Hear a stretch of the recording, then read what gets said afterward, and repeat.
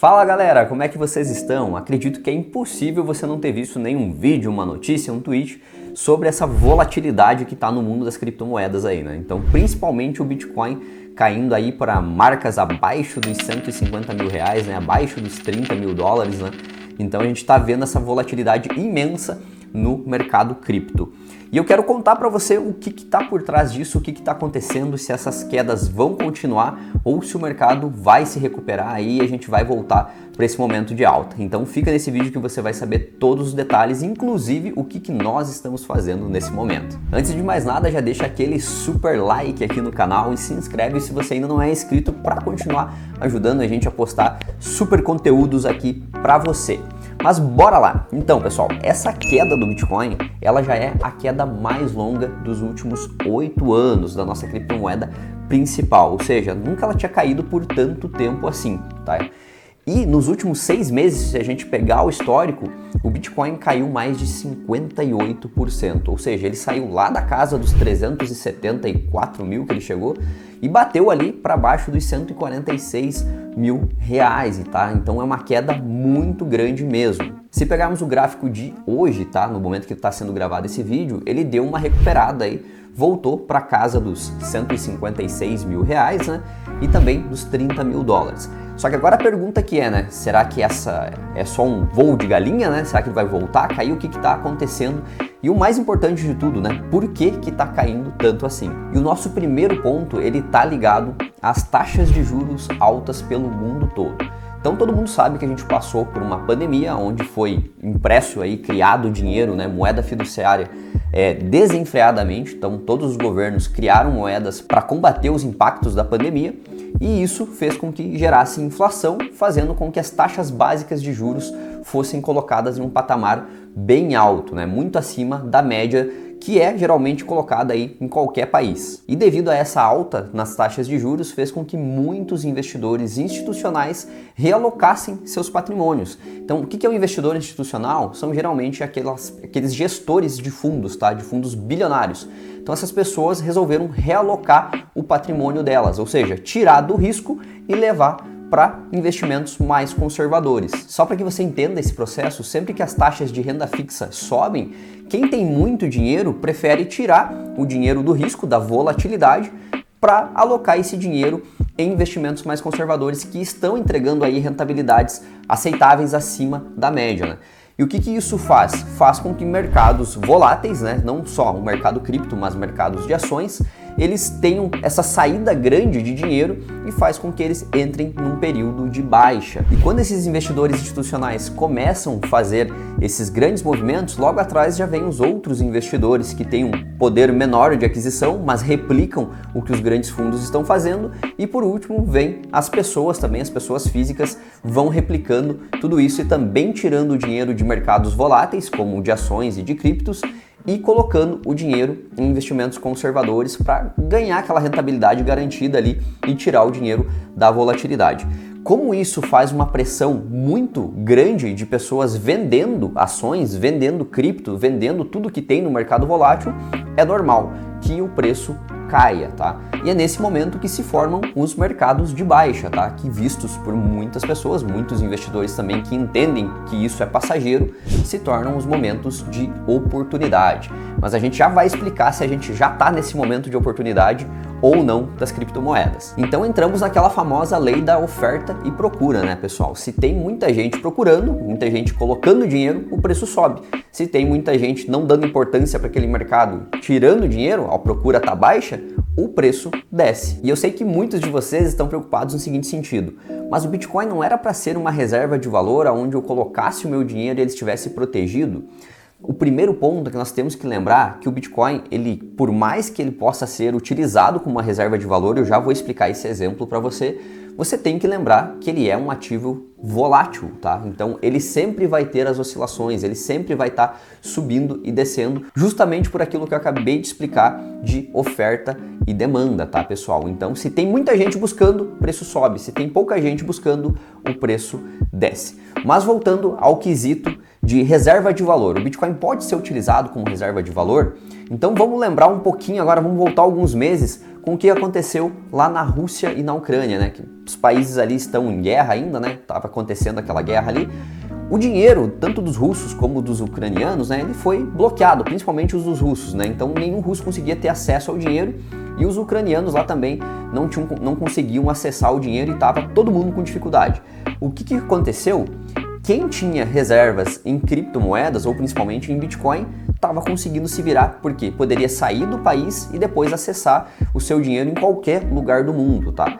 Já quem não tinha isso, estava dependente somente daquela moeda do país em si, principalmente na Rússia, esse dinheiro foi bloqueado, né, em todos os lugares do mundo, né, e quem estava na Ucrânia não conseguia resgatar o dinheiro, né, porque o governo também bloqueou, não tinha como ir lá e pegar o dinheiro para utilizar. Então toda a moeda fiduciária, né, o dinheiro de papel que a gente conhece aí, né, ele estava bloqueado, não tinha como utilizar. Somente conseguia fazer alguma transação, somente as pessoas conseguiam movimentar aquilo que elas tinham em criptomoeda, principalmente em Bitcoin. Então, quando a gente olha para essa versão, para essa realidade, a gente vê que aquilo era uma reserva de valor.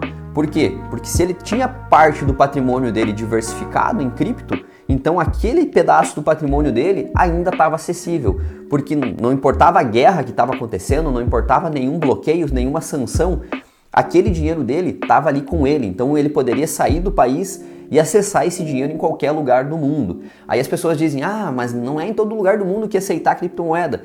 Mas o fato é que se você sair daquele lugar, você está em cripto, basta converter para a moeda em si, converter para dólar, converter para euro, que você vai utilizar o teu dinheiro de forma normal, entende? Então esse é o ponto de se olhar para Bitcoin como reserva de valor. E sem falar, pessoal, que na Ucrânia isso se provou mais ainda quando a Ucrânia começou ali a ser sustentada pelas doações em criptomoedas, principalmente doações que ela estava recebendo ali em Bitcoin. Então, nesse momento a gente viu a importância das criptomoedas e a facilidade de você mandar dinheiro de um lugar para o outro, né? Porque não tinha toda aquela burocracia de ter que passar por um banco, autorização, conversão. Não, simplesmente as pessoas poderiam doar por um código, né? Que é um código de carteira, de wallet, mandar criptomoedas para a Ucrânia para ajudar eles lá quando eles estavam precisando. Então, nesse momento que a gente viu, né, que se provou que ter Bitcoin, ter criptomoedas pode ser sim uma reserva de valor. E por mais que você acredite que para se ter uma reserva de valor ela não pode oscilar, geralmente os ativos que são utilizados como reserva de valor, eles oscilam. Por exemplo, o ouro. Muitas pessoas acreditam que o ouro é a melhor reserva de valor que existe. Só que muitos não sabem que o preço do ouro oscila e oscila todos os dias. E se você pegar um gráfico de ouro aí de algum tempo, você vai ver grandes volatilidades no ouro. Então é comum, pessoal, essa oscilação. O que difere é a visão que você tem para aquilo, para aquela reserva, tá? Quando que vai ser necessário você utilizar aquela reserva? É isso que define se algo é uma reserva de valor ou não. Então o que a gente entendeu até agora? Que as taxas de juro do mundo todo subiram, que os investidores institucionais, percebendo isso, fizeram grandes movimentações de dinheiro, ou seja, tiraram o seu dinheiro do risco, trouxeram para investimentos mais conservadores, e que sim, né, nós entendemos também como funciona uma reserva de valor em Bitcoin. E que reserva de valor varia muito do seu ponto de vista, daquilo que você entende como reserva. E agora, entendido tudo isso, se a gente olhar para os fundamentos do Bitcoin, será que algo mudou? Será que ele não é mais aquela criptomoeda que foi criada para transferir dinheiro peer-to-peer, ponto a ponto? Vamos olhar um pouco para isso? Então vamos lá. O Bitcoin, sim, ele ainda é peer-to-peer, ou seja, ele foi feito para ser uma moeda, ser dinheiro, para ser transferido de um ponto para outro, ou seja, de pessoa para outra sem intermediadores. Ele continua descentralizado? Sim, não tem nenhuma instituição que governe, que controle o Bitcoin.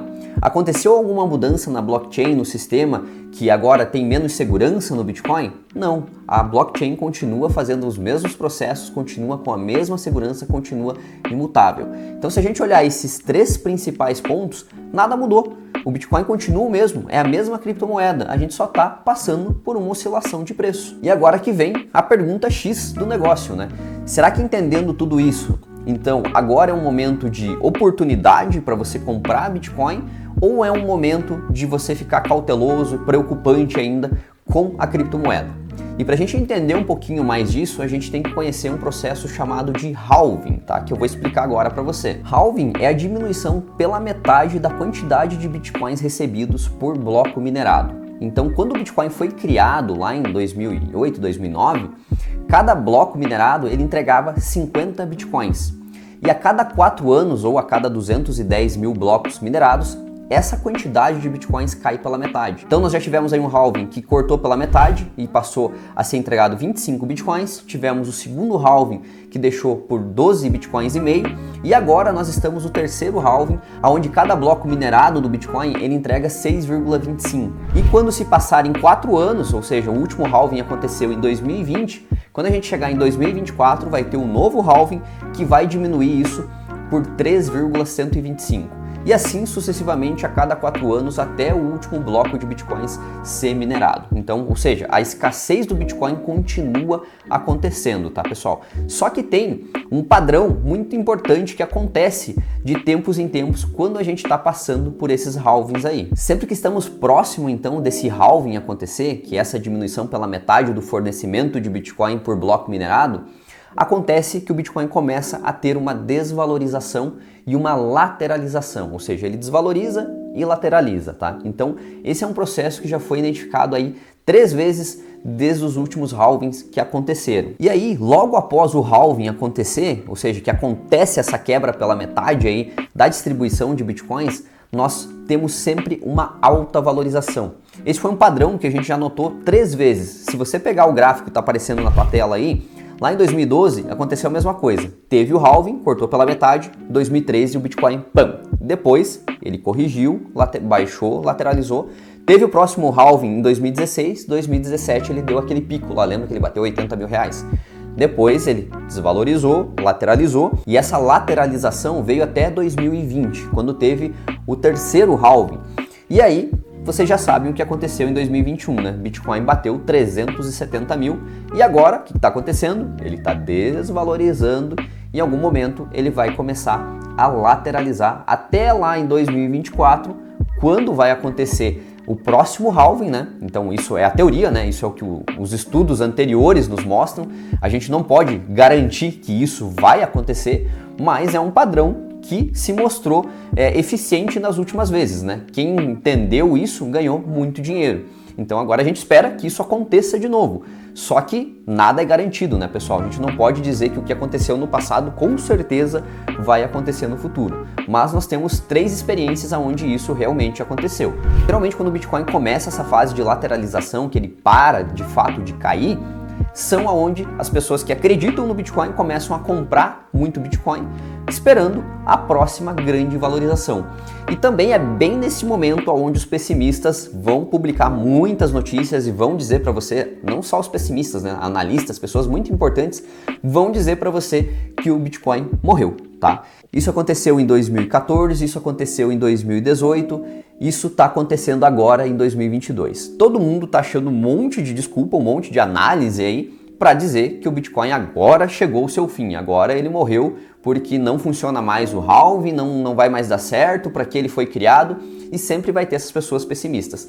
Tanto que tem o site 99 Bitcoins, que é um site que ele marca quantas vezes analistas de conceito, né, analistas conceituados, disseram que o Bitcoin morreu. E ele já está marcando que isso aconteceu por 448 vezes.